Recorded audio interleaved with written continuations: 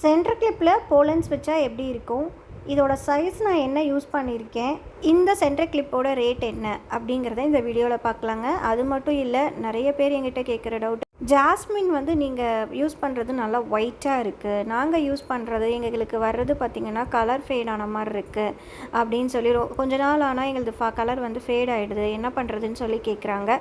So அதுக்கான டிப்ஸுமே இந்த வீடியோவில் நான் சொல்கிறேங்க.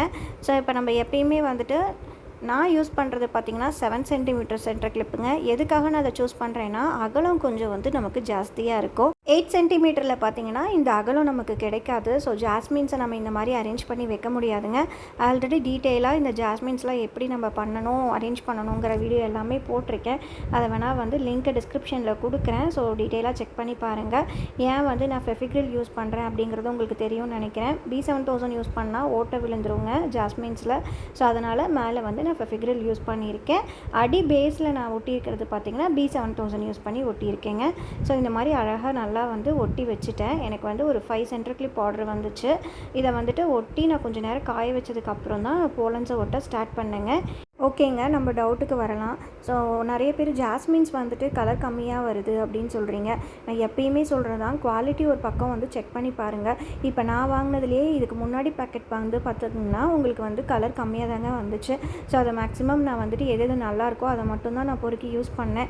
அதே மாதிரி அடுத்த பேட்ச் வந்து பார்த்திங்கன்னா எனக்கு வந்தது வந்து சூப்பராக கலரில் வந்துச்சுங்க, நல்ல ப்யூர் ஒயிட்டாக வந்துச்சு. இப்போ அகைன் என்ன பண்ணியிருக்காங்க அப்படின்னா, அவங்கக்கிட்டேயே தான் ஆர்டர் பண்ணுறேன், பட் வந்து எனக்கு கலர் கருத்து தாங்க வருது. ஸோ இதுக்கு எதுவுமே பண்ண முடியாது. நம்ம குவாலிட்டி வந்து கரெக்டாக இருக்கான்றதை செக் பண்ணிவிட்டு தான் கஸ்டமருக்கு கொடுக்க முடியும். ஸோ நல்லா இருக்கிறத மட்டும் நான் ஒட்டி கொடுங்க. மேக்ஸிமம் வந்து கஸ்டமர் வந்துட்டு அந்த மாதிரி ரொம்ப வந்து கருத்து போயெல்லாம் நமக்கு வராது. நமக்கு வந்துட்டு ஓரளவுக்கு ஒரு நார்மலான ப்யூர் ஒயிட் இல்லாமல் நார்மலான ஒயிட்டில் வந்துச்சுன்னா ஒன்றும் பிரச்சனை இல்லைங்க, நம்ம செஞ்சு கொடுக்கலாம். மற்றபடி ரொம்ப டேமேஜ் ஆகி வந்ததெல்லாம் நானே வைக்க மாட்டேங்க. ஸோ இதுதான் நான் அவங்கக்கிட்ட சொன்ன பதில். ஸோ இந்த மாதிரி எனக்கு கம்ப்ளைண்ட்ஸ் இது வரைக்கும் வந்ததே கிடையாது. நான் வந்து ஜாஸ்மின்ஸ் வந்து கருத்து இருக்குன்ற கம்ப்ளைண்ட் எனக்கு வந்தது கிடையாதுங்க.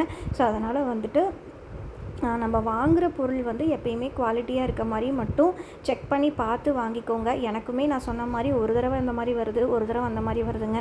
ஸோ இதுக்கு ஒன்றுமே பண்ண முடியாது. நம்ம அகடியும் அகைன் வந்துட்டு அவங்ககிட்ட நான் சொல்ல தான் முடியும், மெட்டீரியல் சேல்ஸ் பண்ணுறவங்கள்ட்ட சிஸ்டம் இந்த மாதிரி வந்திருக்கு, நெக்ஸ்ட் டைம் நாச்சும் எனக்கு குவாலிட்டி கரெக்டாக போடுங்க தான் சொல்ல முடியுங்க.